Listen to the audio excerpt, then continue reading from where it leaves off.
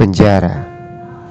Dalam bahasa Arab, penjara memiliki arti menahan, yang dimaksud sebagai tempat di mana orang-orang dikurung dan dibatasi dari segala kebebasan karena suatu pelanggaran dan tuduhan. Penjara sendiri telah diterangkan sejak masa Nabi Yusuf alaihissalam, seperti firman Allah Subhanahu wa Ta'ala dalam Al-Quran. Yusuf berkata, "Wahai Tuhanku, penjara lebih aku sukai daripada memenuhi ajakan mereka kepadaku.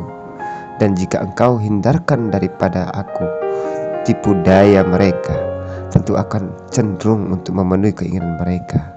Dan tentulah aku termasuk orang-orang yang bodoh." Dalam Al-Quran surah Yusuf ayat yang ke-33.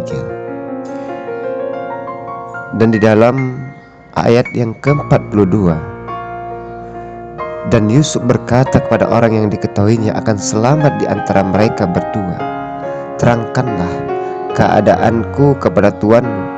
Maka setan menjadikan dia lupa menerangkan keadaan Yusuf kepada tuannya. Karena itu tetaplah Yusuf dalam penjara beberapa tahun lamanya. Sahabat, selain itu dalam surah Al-Maidah ayat yang ke-33, Allah juga menyiratkan hukuman penjara sebagai salah satu balasan terhadap orang-orang yang memerangi Allah dan Rasul-Nya, yang berbunyi, "Sesungguhnya pembalasan terhadap orang-orang yang memerangi Allah dan Rasul-Nya dan membuat kerusakan di bumi hanyalah mereka dibunuh atau disalib, atau dipotong tangan dan kaki mereka dengan bertimbal balik, atau dibuang dari negeri tempat kediamannya. Yang demikian itu sebagai suatu penghinaan untuk mereka di dunia dan di akhirat. Mereka beroleh siksaan yang besar." Dalam surah Al-Maidah ayat yang ke-33. Di masa Rasulullah SAW, penampilan penjara sangat berbeda dengan penjara saat ini. Penjara sekarang berbentuk sebuah bangunan dengan pagar menjulang serta pintu dan jendela yang terbuat dari susunan besi.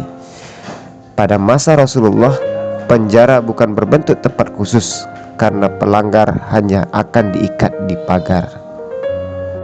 Namun seiring perkembangan zaman dan semakin banyaknya pelanggar, saat pemerintah Khalifah Umar bin Khattab, terbentuklah penjara pertama yang terletak di Makkah. Penjara tersebut merupakan rumah dari Safwan bin Umayyah yang dibeli dengan harga 4.000 dirham. Sayyidina Ali bin Abi Thalib dalam pemerintahannya juga membangun langsung tempat yang disebut sebagai penjara Nafi. Namun karena bangunan yang tidak kokoh, banyak tahanan yang melarikan diri, maka dibangunlah kembali penjara yang diberikan nama Mukhayyis dan disebut sebagai bangunan penjara, bukan rumah pertama dalam sejarah Islam.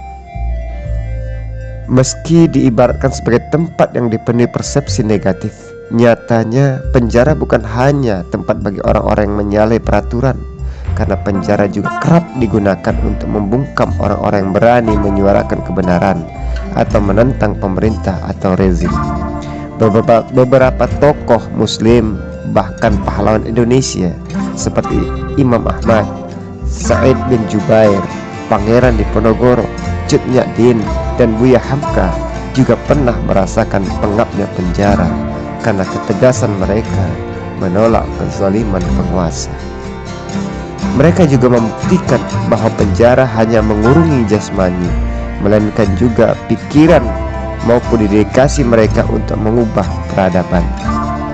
Buya Hamka salah satunya yang berhasil menjadikan penjara sebagai tempat yang nyaman untuk mengembangkan pemikirannya untuk peradaban Islam.